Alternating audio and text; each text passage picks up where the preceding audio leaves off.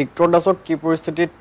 কিয় আৰু কেনেকৈ গ্ৰেপ্তাৰ কৰিবলগীয়া হ'ল সেইটো কথা মই নাজানো, কিন্তু কথাটো হ'ল যে কি ভিক্টৰ দাসক আগতেও এৰেষ্ট কৰিছে আৰু আগতেও ভিক্টৰ দাসৰ হৈ বিভিন্ন সময়ত আমি বিভিন্ন মন্তব্য প্ৰকাশ কৰিছোঁ। কিন্তু কথাটো হ'ল যে কি ভিক্টৰ দাসক যে এৰেষ্ট কৰিছে বা ভিক্টৰ দাসক যে আটক কৰিছে, আটক কৰাৰ পিছত আচলতে যিবোৰ প্ৰশ্ন উত্থাপন হৈছে এইবিলাক প্ৰশ্ন উত্থাপন হ'বলগীয়া প্ৰশ্ন, কাৰণ এটা কাৰণে উত্থাপন হ'বলগীয়া প্ৰশ্ন। হিমন্ত বিশ্ব শৰ্মা শাসনলৈ অহাৰ পিছতে হিমন্ত বিশ্ব শৰ্মা মুখ্যমন্ত্ৰী হোৱাৰ পাছৰে পৰা এই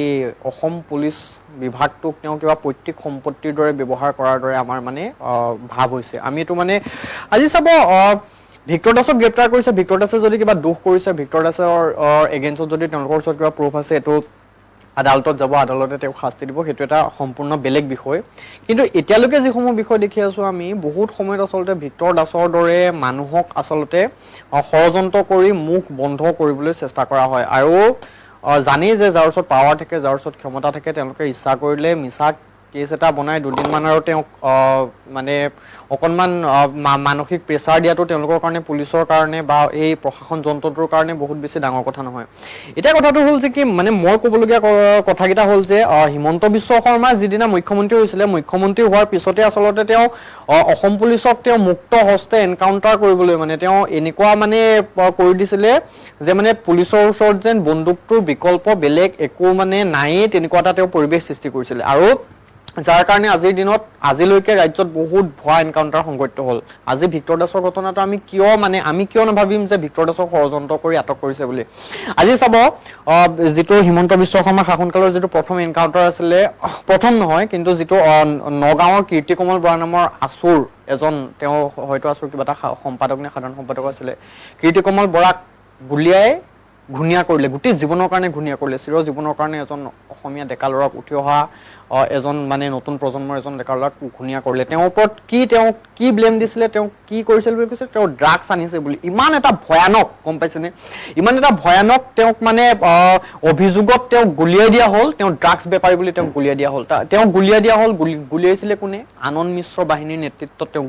গুলিওৱা হৈছিলে। যিজন অফিচাৰৰ নাম ওলাইছিলে সেই অফিচাৰজনৰ নাম হ'ল প্ৰদীপ বনিয়া। প্ৰদীপ বনিয়াৰ বিৰুদ্ধে পিছত বিভাগে তদন্ত কৰিছিলে, আমাৰ তেতিয়া মুখ্য সচিব পৱন বৰঠাকুৰৰ নেতৃত্বত তদন্ত হৈছিলে, আৰু সেই তদন্তত স্পষ্ট হৈ গৈছিলে যে কীৰ্তি কমল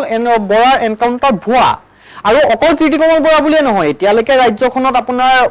চাগে 200তকৈ বেছি এনকাউণ্টাৰ সংঘটিত হ'ল। তাৰে লাষ্ট আপোনাৰ তেওঁলোকে এছেম্বলিত যিটো হিচাপ দিছিলে, বিধানসভাত হিচাপ দিছিলে, তেতিয়ালৈকে 173টা ঘটনা 2021 চনৰ 10 মে'ৰ পিছৰ পৰা সেইদিনালৈকে লাষ্ট আপোনাৰ এছেম্বলিত যিদিনা হিচাপ দিছিলে, মোৰ ওচৰত ডেটটো নাই, সেইদিনালৈকে 173টা তেওঁলোকে এনকাউণ্টাৰ সংঘটিত কৰিছে। আৰু সেই 171টা এনকাউণ্টাৰৰ ভিতৰত তেওঁলোকৰ অকল 2টা উচ্চস্তৰীয় মানে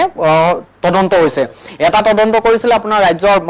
ৰাজ্যিক মানৱ অধিকাৰ আয়োগে, আৰু এটা তদন্ত কৰিছিলে আপোনাৰ CBI তদন্তটো পুৰা ক্লিয়াৰ হৈ গ'ল যে আপোনাৰ এইটো এনকাউণ্টাৰ ভুৱা। বাকী মানৱ অধিকাৰ আয়োগে যিটো তদন্ত কৰিছিলে, আপোনাৰ ঢলাৰ যিটো এনকাউণ্টাৰ কৰিছিলে, সেই এনকাউণ্টাৰটো যে ভুৱা, আৰু ভুৱাই কোৰ্টে তেওঁলোকক নিৰ্দেশ দিছিলে, চৰকাৰক নিৰ্দেশ দিছিলে যে সেই এনকাউণ্টাৰত মৃত্যু হোৱা মানুহবোৰক ক্ষতিপূৰণ দিব লাগে, গম পাইছেনে। গতিকে মানুহৰ মাজত পুৰা ক্লিয়াৰ হৈ গৈছে যে হিমন্ত বিশ্ব শৰ্মাই এই প্ৰশাসন নামৰ, পুলিচ নামৰ যিটো আচলতে ব্যৱস্থা, এই বিভাগটোক আচলতে তেওঁ মুখ্যমন্ত্ৰী হোৱাৰ পিছত তেওঁ আচলতে নিজৰ, মই ক'লোৱে যে পৈতৃক সম্পত্তিৰ দৰে ব্যৱহাৰ কৰিছে। আৰু যাৰ আজি মানে মূল আজি যে এই মানুহৰ মাজত যে প্ৰশ্নবিলাক উত্থাপন যে হ'বলগীয়া হৈছে, আজি যে আমি যে জনহিতাৰ্থে জনসেৱাৰ্থে বুলি অসম পুলিচে কোৱাৰ পিছত আজি যে অসম পুলিচক লৈ বাৰে বাৰে যে প্ৰশ্ন উত্থাপন হ'বলগীয়া হৈছে, মই এইটো কোনো এজন নিৰ্দিষ্ট পুলিচ বিষয়া, কোনো এজন বিষয়াক টাৰ্গেট কৰি কোৱা নাই, বা এইটো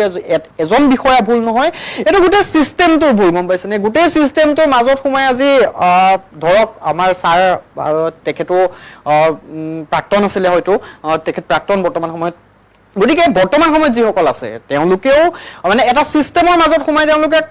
ওপৰৰ পৰা যিটো অৰ্ডাৰ দিব তেওঁলোকে ফ'ল' কৰিবই লাগিব, তেওঁলোকৰ ওচৰত তাতকৈ বেছি একো অপশ্যন নাই। গতিকে এই গোটেই চিষ্টেমটো, গম পাইছেনে, চিষ্টেমটো যোনে কণ্ট্ৰল কৰে, কোনে কণ্ট্ৰল কৰে? হিমন্ত বিশ্ব শৰ্মা আজি হোম ডিপাৰ্টমেণ্টৰ কাৰ হাতত আছে হিমন্ত বিশ্ব শৰ্মাৰ হাতত গতিকে তেওঁৰ হাতত থকা এটা ডিপাৰ্টমেণ্ট আজি তেওঁ মানে সুস্থিৰভাৱে যে চলাব পৰা নাই তাৰ বিপৰীতে এই যিবিলাক অৰাজকতা এই অৰাজকতাৰ কাৰণে এইবিলাক প্ৰশ্ন উত্থাপন হৈছে আৰু যদি কাইলৈ যদি ভিক্টৰ দাসক যদি মিছাকে এৰেষ্ট কৰিছে বুলিও যাতে যদি প্ৰমাণ হয় কোৰ্টত গৈ পেলাই তেতিয়াহ'লে সেইটো আচলতে আজিৰ দিনত বা হিমন্ত বিশ্ব শৰ্মাৰ শাসনকালত আচৰিত হ'বলগীয়া বহুত বেছি কিবা আছে বুলি মই নাভাবোঁ মই ক'লোৱে চাওক যে হিমন্ত বিশ্ব শৰ্মা মুখ্যমন্ত্ৰী হোৱাৰ পিছতে আচলতে ৰাজ্যত এনেকুৱা এটা ধৰণৰ পৰিৱেশ সৃষ্টি কৰা হৈছে আৰু পৰিৱেশটো সৃষ্টি কৰা তেওঁ আচলতে তেওঁ সাম্প্ৰদায়িক ৰাজনীতি কৰিবলৈ গৈ এনেকুৱা এটা পৰিৱেশ সৃষ্টি কৰিছিলে প্ৰথমতে যেন কেৱল মিয়াৰ মূৰতহে গুলিটো লাগে গম পাইছেনে কিন্তু লাহে লাহে গৈ সেই গুলিটো চবৰ বুকুত মাথাত লাগিবলৈ লাগে মানে গম পাইছেনে এনেকুৱা এটা আমাৰ দেশত পৰিৱেশ সৃষ্টি কৰা হৈছে যে মানে হিন্দু মুছলমানৰ ৰাজনীতি কৰি মানে হিমন্ত বিশ্ব শৰ্মাই এনেকুৱা এটা ষ্ট্ৰেটেজি বনাই ল'লে বিজেপি এনেকুৱা এটা প্লেন কৰি ল'লে যাতে আৰক্ষীজনে যদি কোনোবা এজন অভিযুক্তক যদি গুলিয়াই দিয়ে সেই অভিযুক্তজনক মানুহে ফেচবুকৰ মানুহে আপোনাৰ সাংবাদিকে কি কৰি দিয়ে সেই অভিযুক্তজনক অপৰাধী সজাই দিয়ে অভিযুক্তজনক অপৰাধী সজোৱাৰ অধিকাৰ আপোনাৰ মোৰ নাইতো অভিযুক্তজনক অপৰাধী হয় নে নহয় সেইটো প্ৰমাণ হ'ব ন্যায়ালয়ৰ মজিয়াত কিন্তু আদালতৰ মজিয়াত গৈ পোৱাৰ আগতে এজন মানুহক অপৰাধী সজাই তেওঁক মানে আপোনাৰ মাৰি শেষ কৰি দিয়া হয় আৰু তাত মানুহজন মৰি যোৱাৰ পিছত আৰু তাততো আৰু কোনো কথা নাই মানে মই চাব দেই আপোনাক চব মানে এটা উদাহৰণ দিওঁ এইটো মই যেনেকৈ আপোনাৰ বাকী দুটা উদাহৰণ এনকাউণ্টাৰ উদাহৰণ দিলে এটা লেটেষ্ট ঘটনা আমাৰ যোৰহাটত 2022 চনত 2023 চনত যোৱা বছৰে হয়তো যোৰহাটত সেনা চাউনিৰ সন্মুখত এটা গ্ৰেনেড বিস্ফোৰণ হৈছিলে আৰু সেই গ্ৰেনেড বিস্ফোৰণৰ লগত সাঙুৰি পেলাই মই ল'ৰাজনৰ নামটো পাহৰি থাকিলোঁ আমাৰ আহোম সম্প্ৰদায়ৰ এজন ল'ৰা আছিলে ল'ৰাজনক পুলিচে উঠাই নি ইমান অত্যাচাৰ কৰিলে মই বস্তুটোৰ লগত নিজে জড়িত হৈ আছিলোঁ মই ল'ৰাজনৰ ঘৰলৈ গৈছিলোঁ মই ল'ৰাজনৰ মাক দেউতাকৰ লগত কথা পাতিছিলোঁ যেতিয়া ল'ৰাজন মৰিছিলে ডেড বডিত পুৰা চালে আপুনি চিন স্পষ্ট যে ল'ৰাজনক কিমান পুলিচ থানাৰ কাছাৰীত আপোনাৰ হেৰিয়াৰ ভিতৰত নি পেলাই লগাপৰ ভিতৰত নি পেলাই কিমান মানসিক অত্যাচাৰ কৰিবলগীয়া হৈছে ল'ৰাজনক কামিহা বেকা কৰি দিছে মাৰি ল'ৰাজনৰ মাকে অভিযোগ কৰিছে যে বন্দুকৰ নলীৰে ল'ৰাজনক শুৱাই লৈ পেলাই মাৰিছে এনেকুৱা এটা মানে অৱস্থাত সেই ল'ৰাজনক তাত হেৰিয়াত অত্যাচাৰ কৰিছে আৰু তেওঁৰ ওপৰত ব্লেম দিছে কি যে তেওঁ ৰাষ্ট্ৰদ্ৰোহী বা তেওঁৰ ওপৰত আৰ্মছৰ বিভিন্ন এক লগাইছে আৰু তেওঁৰ ওপৰত NIA তদন্ত লগাইছে আৰু তেওঁক ৰাষ্ট্ৰদ্ৰোহী সজাই পেলাই এজন ল'ৰাক মানসিক যিজন ল'ৰাই পুলিচৰ চাকৰি কৰিম বুলি দেশৰ কাৰণে কাম কৰিম বুলি দিনে ৰাতিয়ে ফিল্ডত দৌৰি চাকৰি এটা গোটাম বুলি ঘৰখন চলাম বুলি নিজে সপোন দেখি পেলাই সেই সপোনৰ পিছত দৌৰি আছিলে সেই ল'ৰাজনৰ জীৱনটো শেষ কৰি দিলে সেই পৰিয়ালটোৰ জীৱনটো শেষ কৰি দিলে কালি পৰহি যেতিয়া NIA চাৰ্জশ্বিট ওলালে NIA যেতিয়া ইনভেষ্টিগেশ্যন কৰি ক'লে যে সেই ল'ৰাজন সেই কোনো বোমা বিস্ফোৰণ কোনো আলফাৰ লগত একো ৰিলেটেড নাছিলে এটা ল'ৰা জীৱন শেষ হৈ গ'ল দেই সেই ল'ৰাটো কেতিয়াও ঘূৰি নাহে সেই ল'ৰাটো ছুইচাইড কৰিবলৈ বাধ্য কৰি দিলে কোনে ছুইচাইড কৰিবলৈ বাধ্য কৰিলে চিষ্টেমে বাধ্য কৰিলে কোনে ছুইচাইড কৰিবলৈ বাধ্য কৰিলে পৰিয়ালটোৱে তেওঁলোকৰ এই পুলিচ অফিচাৰজনে বাধ্য কৰিলে আজি আমাৰ যিজন জিপি সিং ডাঙৰীয়া আৰক্ষী সঞ্চালক প্ৰধান তেওঁ বহুত ডাঙৰ লেকচাৰ মাৰে গম পাইছেনে তেওঁ একদম পুৰা মানে ফেচবুকত কোনোবাই কিবা এটা দিলে তেওঁ এনেকৈ দেখুৱাই দিয়ে যেন আমি একশ্যন লৈ ল'লো আমাৰ হৈ গ'ল কিন্তু জিপি সিং ডাঙৰীয়াই মানে এই আমাৰ অসমীয়া ল'ৰাবিলাকক যে সেই আলফাৰ নামত আপোনাৰ তেতিয়াৰ পৰা আজিলৈকে হত্যা কৰিয়ে থকা হৈছে গম পাইছেনে কোনোবা হিতেশ্বৰ শইকীয়াৰ দিনৰ পৰা আৰম্ভ কৰি প্ৰফুল্ল মহন্তৰ দিনৰ পৰা আৰম্ভ কৰি গুপ্ত হত্যা মুক্ত হত্যা আজিৰ দিনতো চলি আছে আৰু তাৰপিছতো আচলতে এই যি জনতাৰ কাষত থিয় দি পুলিচে কাম কৰিব লাগে পাব্লিক ছাৰ্ভেণ্ট হৈছে কাম কৰিব লাগে আজি মানুহ এজন মানে পুলিচৰ ওচৰলৈ যাব নোৱাৰে বহুত মই সকলোৰে কথা কোৱা নাই যে বহুতৰ মানে গোটেই পৰিৱেশটোৱে তেনেকৈ ৰচনা কৰি দিয়া হৈছে গম পাইছেনে তো মানে কি আৰু দাদাই যিটো কথা ক'লে যে ভাৰতীয় সময়ত মানে এইটো এটা অপৰাধ পুলিচ এজনটো আৰু কেতিয়াও ভাৰতীয় সংবিধানৰ গণ্ডিৰ পৰা বাহিৰত থাকিব নোৱাৰে কিন্তু অসম পুলিচে হিমন্ত বিশ্ব শৰ্মাই উত্তৰ প্ৰদেশৰ আৰ্হিয়ে অসম পুলিচক এনেকুৱা এটা ইণ্ডিপেণ্ডেণ্ট মানে কাম কৰিবলৈ দিছে যে সংবিধান তেওঁলোকৰ কাৰণে কোনো প্ৰযোজ্য নহয় তেওঁলোকৰ যি মন যায় তাকে কৰিব পাৰিব আপুনি যিটো কথা কৈছিলে যে আজিৰ দিনত হিমন্ত বিশ্ব শৰ্মা মুখ্যমন্ত্ৰী হোৱাৰ পিছত পুলিচৰ কাছাৰীৰ পৰা মানুহ পলোৱা সংখ্যা আটাইতকৈ বাঢ়িছে মানে নিৰস্ত্ৰ এজন মানুহ যাৰ হাতত কোনো অস্ত্ৰ নাই গম পাইছেনে নিৰস্ত্ৰ এজন মানুহক অস্ত্ৰৰে সুসজ্জিত 4-5জন পুলিচে যদি তেওঁক যদি সুকলমে নি যদি কোৰ্টত হাজিৰ কৰাব নোৱাৰে তেতিয়া এইটো পুলিচৰ ব্যৰ্থতা নে সেই আপোনাৰ অভিযুক্তজনৰ ব্যৰ্থতা কওকচোন গতিকে এইটো দেখকে ওলাই আছে যে আপোনাৰ মানে ডাইৰেক্টলি এইটো তেওঁলোকে কৰো বুলি কৰিছে আৰু গম পাইছেনে প্ৰি প্লেনলি কৰা কাম গতিকে তাত আমাৰ মানুহবিলাকক মানে বিভিন্ন ধৰণে ধৰ্মীয় মেৰুকৰণ কৰি পেলাই এনেকুৱা এটা পৰিৱেশৰ পৰা ৰচনা কৰা হ'ল যে মিয়াৰ মূৰত গুলিটো লাগিছে লাগি যেতিয়া অসমীয়া ল'ৰাটোৰ মূৰত যেতিয়া গুলিটো লাগিলে সি অসমীয়া ল'ৰাটোৱে যেতিয়া ছুইচাইড কৰিবলগীয়া হ'ল তেতিয়া আমাৰ মানুহবিলাকে এনকাউণ্টাৰ বিৰুদ্ধে মানে সবল হৈছে আৰু মই মানে নিজে এই কথাটোত গম পাই গৈছে যেতিয়া এনকাউণ্টাৰ বিৰুদ্ধে আমি যেতিয়া কথা কওঁ আমাক কৈ দিয়ে যে তোমালোকে অপৰাধীৰ মানে ছাইডত লৈছা তোমালোকে অপৰাধীৰ মানে ছাইড লৈ কথা কৈছা কিন্তু আমি অপৰাধী চাইডৰ কথাটো নহয়, কথাটো হ'ল মানুহৰ আপোনাৰ মানৱ অধিকাৰ উলংঘনৰ কথাটো, গম পাইছেনে? আজিতো মানৱ অধিকাৰ পদে পদে চূড়ান্ত হিমন্ত বিশ্ব শৰ্মা অহাৰ পিছত মানৱ অধিকাৰ উলংঘনৰ বিষয়টো ইমান পৰ্যায় পাইছে গৈ যে সেইটো মই আপোনাক আজি বৰ্ণনা কৰি গৈ থাকিলে আপোনাক মই শেষ কৰিব নোৱাৰো। গতিকে এনেকুৱা এটা পৰ্যায়, এনেকুৱা এটা পৰিস্থিতিত আজিৰ দিনত পুলিচৰ ওপৰত মানুহে আস্থা আৰু বিশ্বাস ৰাখি যদি কাম কৰিবলৈ হয়, তেতিয়াহ'লে সেইটো পৰিৱেশটো ঘূৰাই দিব লাগিব, গম পাইছেনে? আজি আপোনাৰ সেই বিশ্বনাথ চাৰিআলিত কালি পৰহি মই দেখিলো এজন ট্ৰেফিক পুলিচে বাছ ড্ৰাইভাৰ এজনক নিজৰ ডিউটিত পেনৰ পেটি খুলি পেলাই কোবাই কোবাই তেওঁ গাড়ীখন, ঠিক আছে তেওঁ কিবা এটা অপৰাধ কৰিলে মই মানি ললো, তেওঁ কিবা যে কৰা নাই মই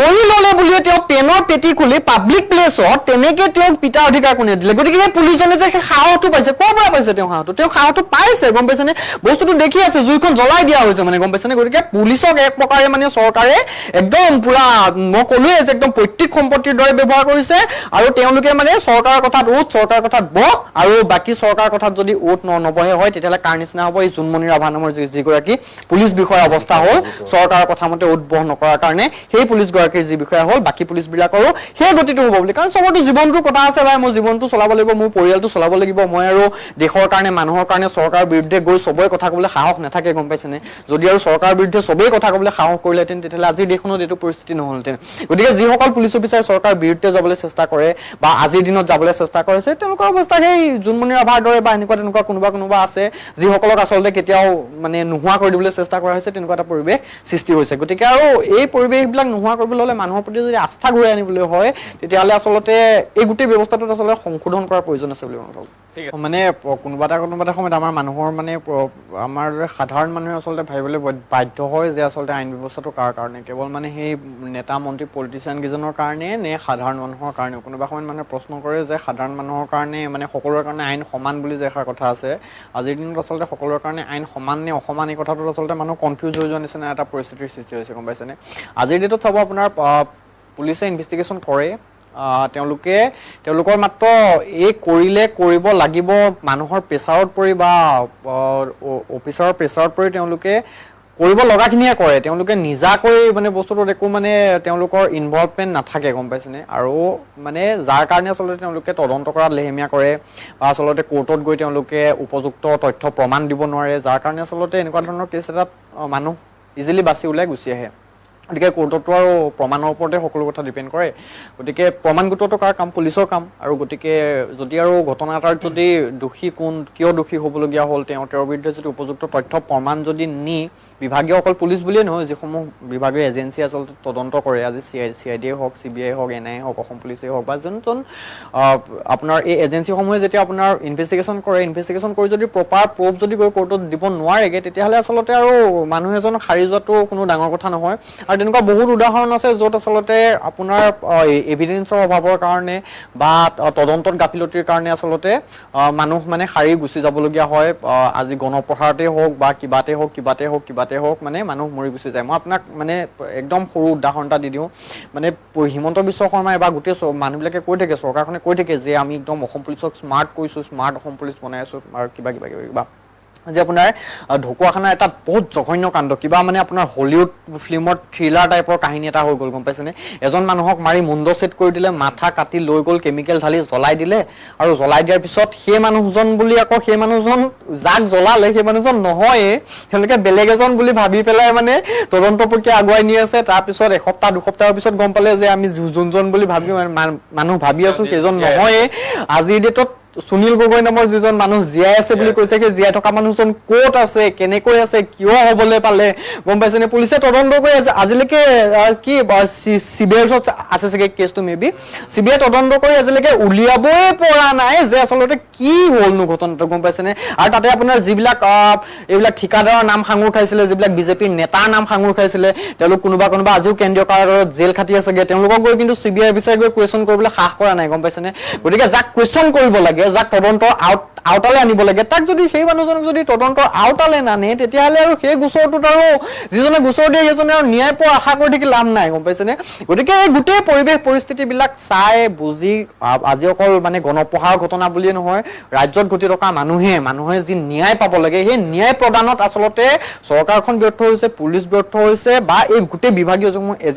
এজেঞ্চিসমূহ আচলতে ব্যৰ্থ হৈছে যাৰ প্ৰমাণ আচলতে মই আজি যদি দি থাকো তেতিয়াহ'লে এটা এটাকে মই দি শেষ কৰি দিব নোৱাৰিম